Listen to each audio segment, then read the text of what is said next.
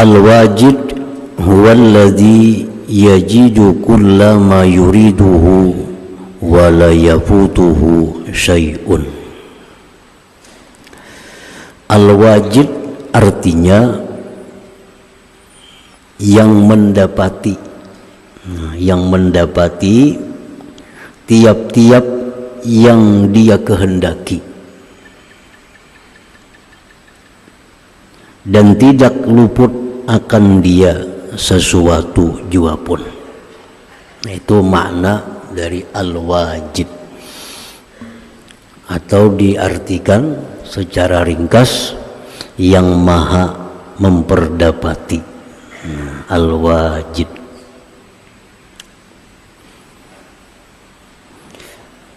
Jadi apabila Allah Subhanahu wa ta'ala menghendaki sesuatu, apapun yang dia kehendaki, maka pada saatnya nantinya ia dapati sesuatu yang dikehendakinya tersebut. Apapun yang dikehendaki oleh Allah, maka pasti dia akan mendapati yang dia kehendaki itu. Misalnya Allah Subhanahu wa ta'ala menghendaki si Fulan bin Fulan lahir ke dunia pada tanggal 2 bulan 2 tahun sekian. Nah, itu Allah menghendaki itu. Allah menghendaki lahir dalam dunia Fulan bin Fulan tanggal sekian, jam sekian, hari ini, tahun ini. Nah, maka pada tanggal tersebut ia dapati apa yang dia kehendaki itu. Kada bakal luput, kada bakal selisih, kada bakal tertunda. Allah menghendaki hari Ahad akan hujan jam sekian sampai sekian, maka pada hari Ahad itu dia dapati hari hujan jam sekian sampai jam sekian. Nah, itulah makna daripada al-wajid, yang maha memperdapati. Para muhibbin rahimakumullah. Nah, disitulah perbedaan dengan kita hamba makhluk yang lemah. Kita banyak menghendaki macam-macam, tapi nyatanya kadang kita dapati kehendak kita itu. Kita hendak isuk orang bayar hutang, sekarangnya isuk kada yang bayarnya hutang. Nah, kada kita dapati. Kita hendak anak kita ini pak ibadat, kita hendak anak kita ini jadi orang baik. Nah, sekalinya nyatanya kita dapati anak kita kada sesuai dengan yang kita kehendaki. Nah, itulah manusia hamba Allah. Lain Allah bila menghendaki apapun, dia dapati kehendaknya itu pada waktu yang dia kehendaki itu. Nah, para muhibbin rahimakumullah. Jadi al-wajid yang ke-65 artinya maha memperdapati.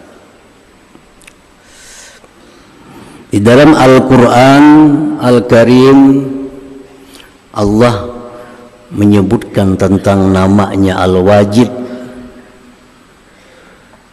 Inna wajadnahu sabira ni'mal abdu innahu awwab.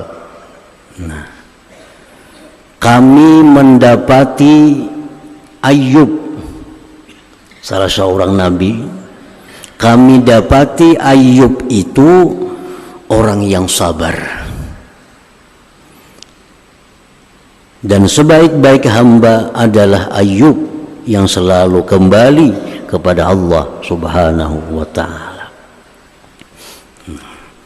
Jadi sebelum adanya Nabi Ayub, Allah sudah menghendaki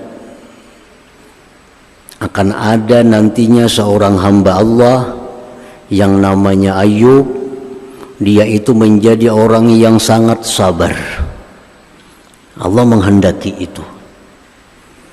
Setelah ada Nabi Ayub sesuai waktu yang dikehendaki Allah, dia dapati memang Nabi Ayub itu adalah hamba Allah yang sangat penyabar. Inna wajadnahu sabira. Kami dapati Ayub itu seorang hamba yang sabar. Para muhibbin rahimakumullah, di dalam banyak kitab-kitab tafsir Al-Quran yang menceritakan tentang Nabi Ayub alaihi salam.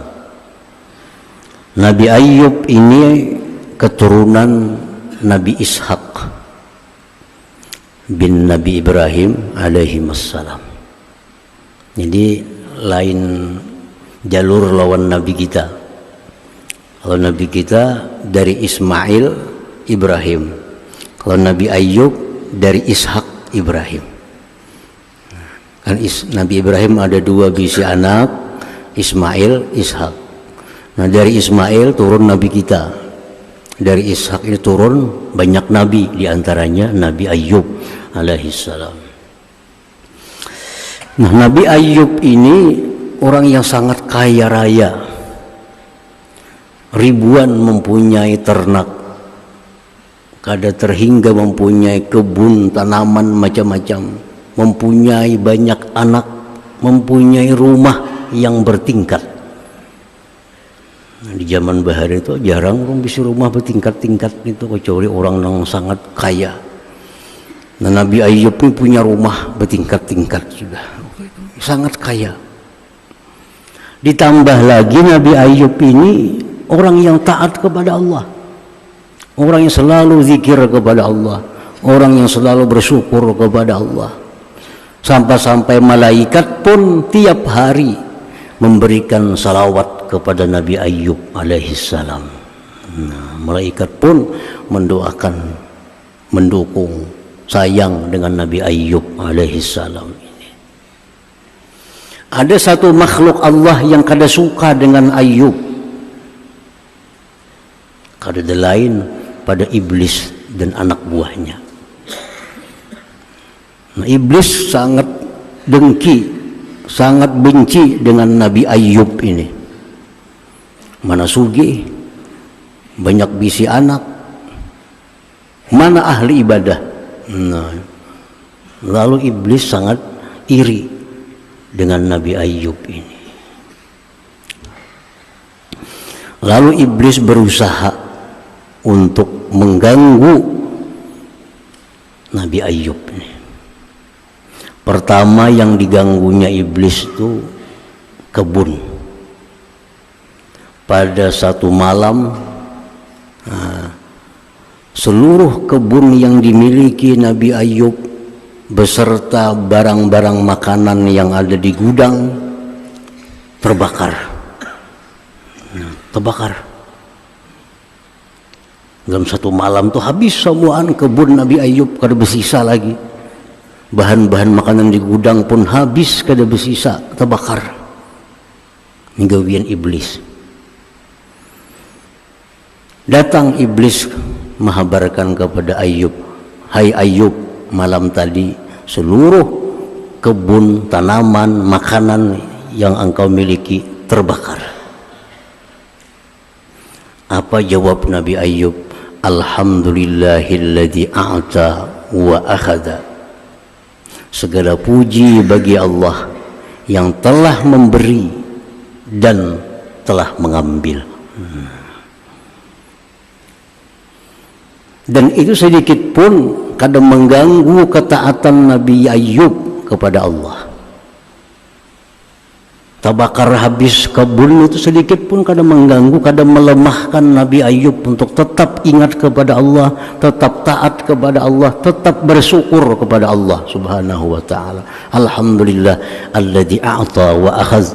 Puji bagi Allah yang telah memberi aku dan kemudian mengambilnya daripadaku. Nah, di sini iblis sudah mengakui Kalau kebun aja kayaknya Nabi Ayub ini kada jadi masalah, habis.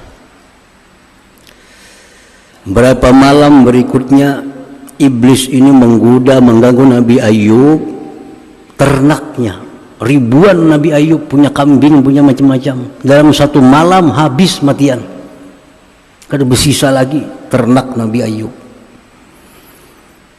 Datang iblis, Ayub, malam tadi habis semua ternak kita matian. Seekor pun kada ada lagi nang hidupnya. Apa jar Nabi Ayub? Alhamdulillahilladzi a'ta wa akhaz. Puji bagi Allah yang telah memberi aku dan kemudian mengambilnya daripadaku. Tetap bersyukur Nabi Ayub. Tetap bersyukur. Orang mestinya dapat musibah itu kada mensyukur, sabar. Nabi Ayub kada bersyukur. Nah, syukur. Kenapa bisa bersyukur dapat musibah? Karena masih memandang yang tersisa. Masih memandang yang tersisa. Kebun sudah habis. Ternak dan harta-harta lain masih banyak. Ternak habis, harta-harta lain masih banyak. Nikmat-nikmat Tuhan. Setiap musibah yang ditimpakan kepada kita, bila kita memandang yang tersisa, kita masih bersyukur. Nah, ini yang dipakai oleh Nabi Ayub nih. Memandang nang sisa, kada memandang nang hilang. Itu cara pandang supaya bisa mensyukuri apa yang terjadi. Seperti seorang laki-laki datang kepada Rabi'atul Adawiyah, salah seorang waliullah. Wahai Sayyidah Rabi'ah, ulun malam tadi kehilangan di rumah ulun, habis harta ulun. Ujar Rabi'atul Adawiyah, itu bersyukur lawan Tuhan. Kenapa ulun bersyukur kehilangan? Ujar Rabi'ah, untung nah hilang itu. Jaka iman nikam hilang kayak apa? Jaka iman hilang kayak apa? Itu syukur orangnya, masih ada iman. Jadi satu musibah bila kita pandang yang ada, kita akan syukur. Bila kita pandang yang hilang, kita akan sabar. Nah, jadi syukur sabar selalu ada dalam keadaan apapun yang kita hadapi ini. Kada berpisah, syukur dan sabar itu. Melihat yang ada, kita syukur. Melihat yang sudah hilang, di situ hendaknya sabar. Nah, Nabi Ayub ini selalu melihat yang masih ada, sehingga kebun habis, ternak habis, kadang membuat lemah beribadah, kadang membuat lemah mengingat Allah, bahkan bersyukur kepada Allah Subhanahu wa ta'ala. 2 kali sudah iblis gagal. Kemudian iblis masih belum habis. Di malam hari Nabi Ayub sedang berkhalwat di tempat khalwatnya. Rumah yang bertingkat itu diguyang iblis, rubuh. Rubuh rumah. Rumah itu rubuh, semua anak di rumah itu matian.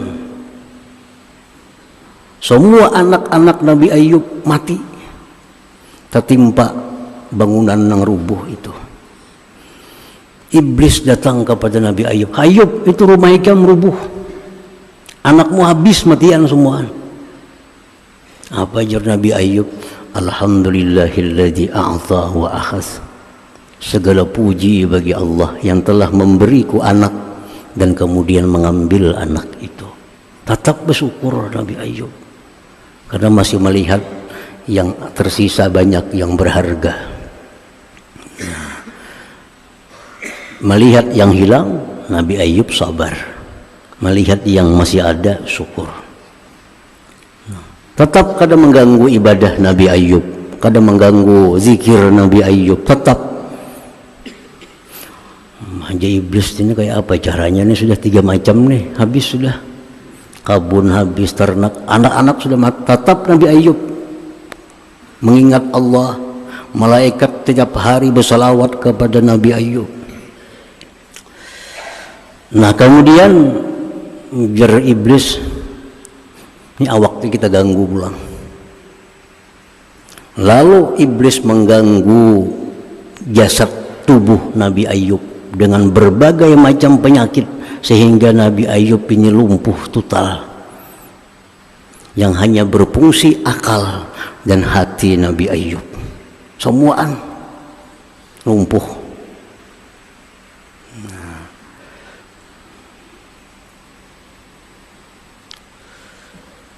Itu pun kadang membuat Nabi Ayub lupa kepada Allah. Ini pun kadang membuat Nabi Ayub hilang kesabarannya. Tetap Nabi Ayub ini ingat kepada Allah. Berapa macam dah, 4 macam sudah iblis maulah cara. Akhirnya iblis kada tahan dia mikirkan lagi. Kiau anak buah iblis itu disebut syaitan. Iblis itu Tuhannya, anak buah ini syaitan. Kiau syaitan. Ayo pang anak buah ini kayak apa caranya kita ma'anu Nabi Ayub ini. Sudah 4 macam nih kita ganggu, tetap Nabi Ayub nih taat kepada Allah, tetap berzikir. Jar anak buahnya menyahut, pian itu lebih ahli pada kami urusan menggoda orang tuh. Nabi Adam tuh sanggup pian kalau warakan di surga, apalagi Ayub nih. Adam tuh abahnya manusia yang diciptakan langsung oleh Allah, sanggupin menggoda kalau wara pada surga, apalagi Ayub nih. Oh ya iblis bujur. Dulu aku menggoda Adam itu melalui bininya. Dulu aku mengganggu Nabi Adam, mengganggu Adam melalui bini Adam, melalui Hawa. Hawa yang merayu Nabi Adam akhirnya makan buah khuldi. Kalau Adamnya kada mempan. Nah Ayubnya ada bisi bini, jadi aku harus masuk lewat bininya aja iblis. Nah, namanya siapa? Rahmah. Bini Nabi Ayub Rahmah. Nah iblis mengganggu Rahmah ini. Itu laki hijam itu napa nangka itu? Ya kalau laki hijam itu orang baik, orang mulia, kan hijam ini harta habis, anak habis, tuh awak lumpuh sudah. Coba suruh laki hijam itu kayak apa? Orang Tuhan menuju bujur baik, berdoa apa ngelawan Tuhan? Nah, disitulah nang bini Rahmah ini guncang.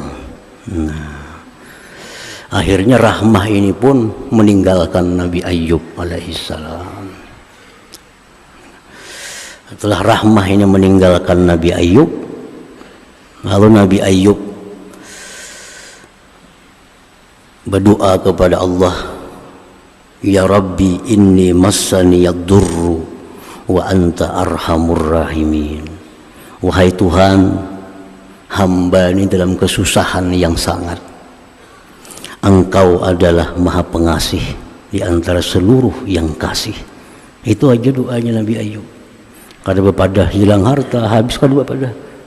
Kada panjang doa Nabi Ayub. Ya Rabbi inni massani yadur wa anta arhamur rahimin. Ya Tuhanku, ulun dalam keadaan susah yang luar biasa, Engkau orang yang penyayang dari sekian yang penyayang. Nah, lalu Allah kembalikan keadaan Nabi Ayub alaihissalam menjadi keadaan yang lebih baik daripada semula. Hartanya kemudian tambah banyak, ternaknya, tubuhnya lebih sehat daripada yang dulu. Anak-anaknya pun diberi Allah lagi anak-anak yang baru yang lebih baik daripada anak yang dulu. Nah, tapi sesudah mengalami penderitaan yang demikian, namun Nabi Ayub selalu sabar dan syukur kepada Allah Subhanahu wa ta'ala. Nah, para muhibbin rahimakumullah, jadi urusan Nabi yang terkenal dengan kesabaran itu adalah Nabi Ayub alaihissalam. Inna wajadnahu sabira, ujar Tuhan, sungguh kami dapati Ayub ini memang sabar sesuai dengan apa yang telah kami kehendaki sebelumnya. Kada melisit. Tuhan maulah Nabi Ayub menjadi orang sabar, itu kada melisit. Kenyataan bujur Allah dapati Ayub ini sebagai orang yang paling sabar dengan berbagai macam penderitaan musibah. Dan lagi Nabi Ayub ini dijadikan Allah hujjah, dijadikan hujjah di akhirat kepada orang-orang yang lemah ibadah karena musibah. Di akhirat kita akan ditanya oleh Allah, kenapa ikam ya Tuhan banyak lupa lawan aku? Kenapa ikam banyak kada ingat sampai-sampai kada sembahyang? Ulun garing ya Allah, kada kawa sembahyang. Garing. Ya Tuhan, mana garingnya lawan Ayub ikam? Mana garingnya dua Ayub nih tuh? Ayub tuh garing pada ikam kawainya sembahyang. Kawahainya puasa, kawahainya beribadah kepadaku. Ada orang melanggar hukum Allah, melalaikan kewajiban Allah. Kenapa aja Tuhan? Ulun habis harta, sehingga ulun susah kalau kau lagi beribadah. Mana lawan Ayub ya Tuhan? Anaknya matian habis, kebunnya habis, ternak tetap punya beribadah kepada Engkau. Nah, jadi Ayub ini hujjatullah, jadi hujjah Allah kena di akhirat. Kalau kita beralasan kita dapat musibah sehingga lupa kepada Allah Subhanahu wa taala. Setiap nabi-nabi Allah itu hujjah. Setiap nabi Allah itu jadi hujjah Allah. Ada orang kaya, kenapa gitu Tuhan kada beribadah kepadaku? Maka ikam kaya. Ulun sibuk ya Allah. Ulun sugih banyak harta yang ulun jagai. Kada sempat beribadah. Ya Tuhan, mana sugihnya lawan Nabi Sulaiman. Sulaiman itu sugih pada ikam, rajinnya beribadah kepadaku. Jadi semua nabi dijadikan Allah hujjah kepada kita. Termasuk Nabi Ayub alaihi salam ini. Para muhibbin rahimakumullah. Jadi itulah bagian dari makna nama Allah Al-Wajid yang maha memperdapati tadi. Al-mu'min bismillahil wajidi ayyakuna wajidan lima la budda lahu min ilmi zahir wal batin wal amali bihima. Orang yang telah beriman kepada Allah yang maha memperdapati, maka orang beriman kepada nama Allah yang memperdapati ini, dia mesti jadi orang yang memperdapati juga. Apa yang diperdapatinya? Ilmu yang zahir dan yang batin, dan mengamalkan keduanya. Jadi kalau orang beriman bahwa Allah itu memperdapati, maka kita pun jadi orang yang memperdapati juga. Apa yang kita perdapati? Ilmu yang zahir, ilmu yang batin, dan mengamalkan keduanya. Bila kita selalu menuntut ilmu yang zahir, menuntut ilmu yang batin, selalu kita cari ilmu, berarti itu tanda kita beriman dengan nama Allah Al-Wajid ini.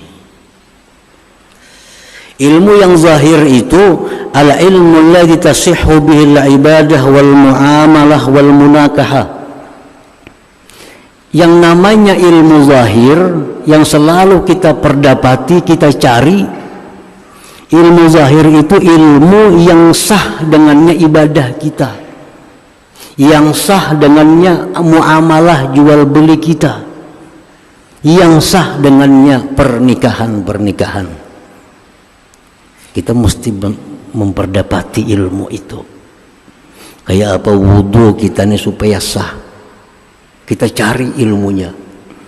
Kayak apa cara supaya sembahyang kita ini jadi sembahyang yang sah, dapati ilmunya.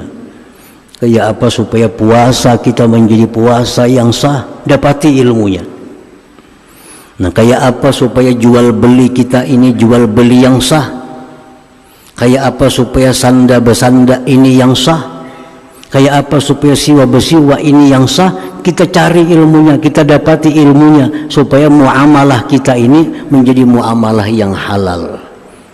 Karena kalau jual beli kada sah, kada halal. Duitnya kada halal, barangnya jadi kada halal,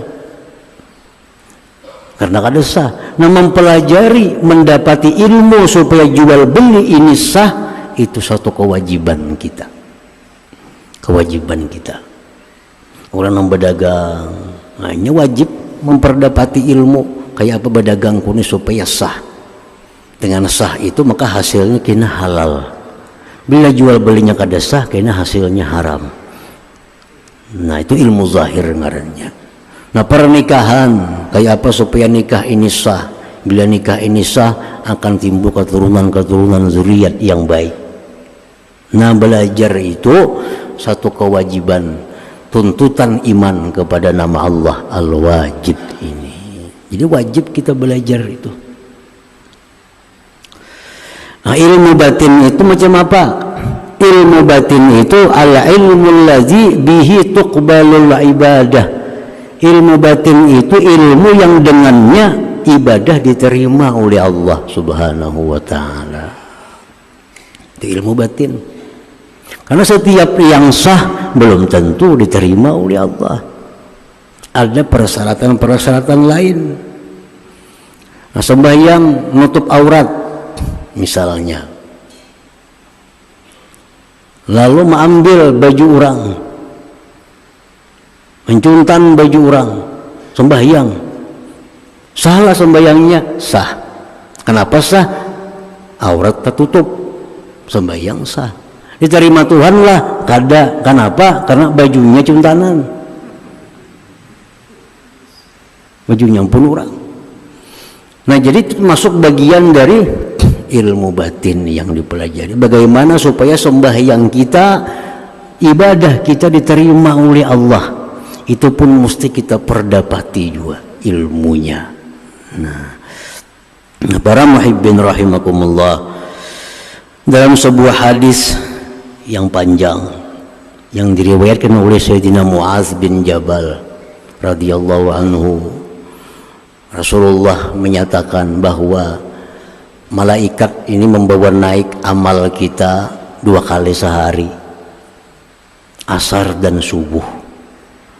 Makanya asar subuh ini sembahyang yang paling baik, karena di saat itu disaksikan malaikat yang turun dan yang naik.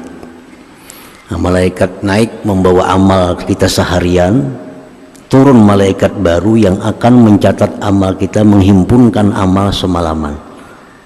Nah jadi naik malaikat membawa amal sembahyang kita, zikir kita, semuaan dibawa naik oleh malaikat, diserahkan kepada Allah Subhanahu wa taala.